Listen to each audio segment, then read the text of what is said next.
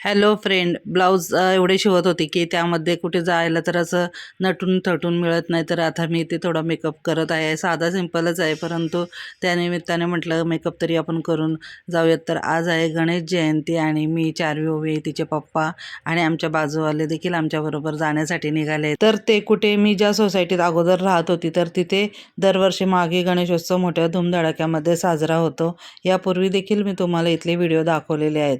तर तिथेच आम्ही पोहोचलो आहोत आणि सुरुवातीला तिथे बघू शकता छान अशी रांगोळी काढलेली आहे आणि गणपती बाप्पाची मूर्ती म्हणाल तर खूप मोठी अशी आहे आणि खूप सुरेख आहे.